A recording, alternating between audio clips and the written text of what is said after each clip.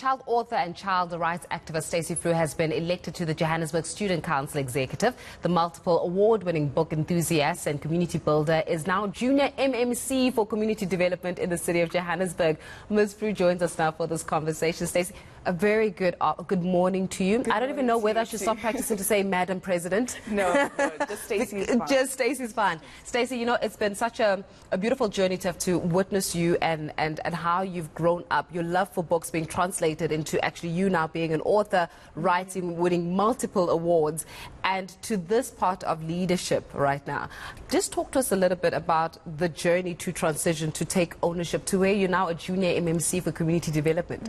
I think my journey of transition has been quite vast because I started writing when I was actually 7 years old. Yeah. So it's been 8 years of hard work, but also experiences where I've met many other people and done so many things that I can now take, own, and now give back to the community, which is why I'm so honored to be the MMC of Community Development too, because that just means I'm now closer towards the people and the children of Johannesburg. Yeah, I mean, we're speaking about this, and one wonders, as we are looking at with our green ribbons here, with the Child Protection Week as well, a lot can be said about the state of children in this country, Definitely. in the city of Johannesburg.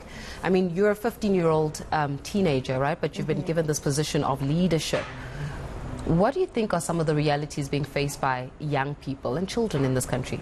I think one of the biggest realities is that we are all going through changes, especially with coronavirus. We've been dealing with this for, I think, about 2 years now, but the changes are still very evident within our communities. A lot of children are finding it hard to, you know, integrate back into school life, and grades are slipping and so on and so forth. Yeah. Also issues of bullying and violence within schools, which we have been seeing more of in the current months, and health issues. We celebrated World Menstrual Day yesterday, but still a lot of South African girls are still unable to go to school because of their periods. And I just read a quote this morning that said, a period should end a sentence, not a school career. Yeah, you know, as you're speaking about that as well, mental health has become something very significant with the young people.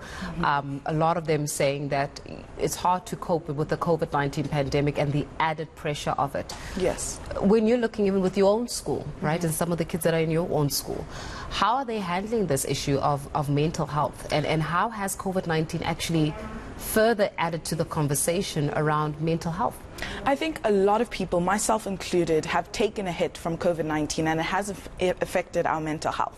Children at my school, the way we are dealing with it is holding something called clubs, where it's an inclusive-based project where learners are encouraged to attend, and we hold conversations about what we are struggling with. We play little games in order to open up towards people, and I think that as we are moving forward from the pandemic, the conversations have become more open. A lot of people are, you know, focusing and taking into consideration the effects of mental health on our teenagers, and that is leading to many good things that we probably wouldn't have seen if it wasn't for the pandemic. Yeah, I mean, you're saying that you yourself have been affected. How so? You know, they always say that people that have got a high position of leadership, or people that have got a more higher social status because of maybe the work that they've done, there's often an assumption that all good things happen to them, right? Yes. You lose the human element of yourself.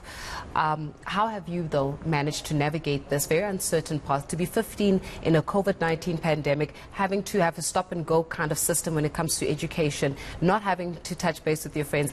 I don't wish this upon any teenager or young person in this country.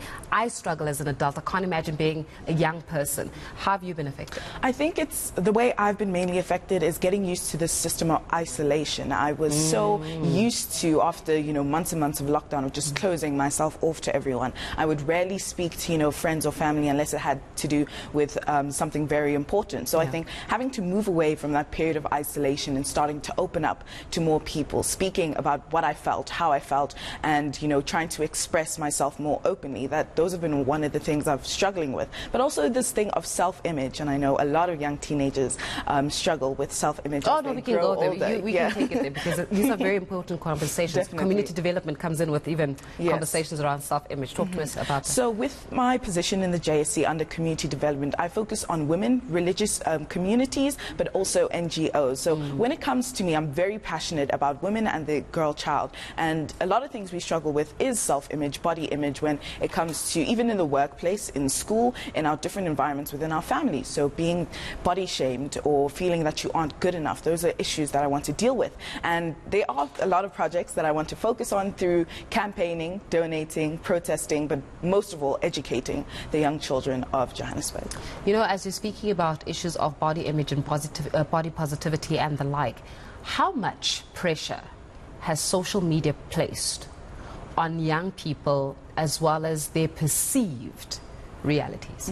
Social media has done a lot to change the way young people are growing up in this day and age. I mean, we log on to Instagram and TikTok and we see something that a lot of people like and a lot of people find desirable, and we want to be that thing. And it has put a lot of pressure on us in order to go out there and push ourselves to the limit, push our bodies to the limit, and destroy our mental health in return for something that's only physical, for something that won't even last and might not even bring you happiness. So I think a lot of the youth are falling into this trap, and it's hard to, you know, tell them that, you know, they're good enough, because social media tells them all these different things. And I've been through it. I have a younger sister who just turned 13 yesterday, and the biggest advice I gave to her is don't become a slave to something that other people find desirable. Be your own person and be mentally armed as you're going into these teenage years. It must be difficult though, and I say this because when I was in my early 20s, that's when Facebook came out, right? And we were all so like, oh wow, Facebook, you know, it was used as the socials where you have to be social. Now things have transcended a little bit and it's no longer so social. But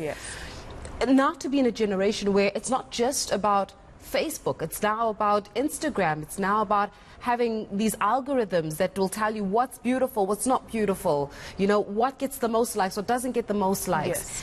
Does it not affect your guys' like your actual status, your mental health, because you're looking for likes? How many kids go and look for, like, I don't know if the lingo now is looking for clout, but how many kids just do it for clout? How do you even break that cycle? Yes, a lot of people do it for clout. They will go on to TikTok, and TikTok is a platform where it's so easy to blow up under one video. So they go onto these platforms, they're scrolling for hours trying to find the newest idea, what they can create, and it's affecting their school life first of all. I mean, a lot of children, especially in America, they're dropping out of school to pursue a career in social media and just posting all these content for their followers. And I think that for the few, it's good, you know, they're providing content for us to be entertained by. But when the majority starts linking into this idea and it affects the way they are doing in their other aspects of their life, then it becomes a problem, because this thing of looking for clout is evident, you know, this rise of SoundCloud rappers and so on and so forth. So I think that children need to refocus, especially teenagers, refocus on their priorities. There is no harm in wanting to be an influencer, but you have to know what you are losing in order to gain that. Now, I've got about 1 minute left, but I have to ask you, another thing that happens in the South African context is how children become very vulnerable to abuse, molestation, rape and the like. How do you speak to a young person who's going through those feelings, who's going through that right now, that situation right now, who says, I don't know, Stacey, how to even start the conversation that this person is hurting me? I think that the most important thing I would say to them is that I'm not going to pretend to know how you feel. I want you to tell me how I can help you. That's the biggest thing. I'm not going to try and give you advice. I want you to tell me how I can be part of your situation and how I can help you. And I think that if you are going to approach someone about what has happened to you, you have to be extremely careful, because a lot of people, or a lot of families especially, they do not take this type of thing seriously. They might call you a liar. So you have to go to a guardian. It doesn't have to be your mother. It doesn't have to be your father. It could be someone in your school. It could be someone in your church, someone in your community who you know you can trust, who will protect you and look out for you. So evaluate your options and find that person very carefully. So that is my biggest piece of advice to Annie. You definitely are a leader, and we look forward to see you do absolutely wonderful things within being the Junior MMC of community development. I think you can definitely come this side of the City of Johannesburg and become a community development MMC for real. I mean, we need you. Thank you so much. Stacey Fru there from the Stacey Fru Foundation, of course, an activist, author, award-winning author at that. And now, of course, one we can add on, leader onto that platform as well.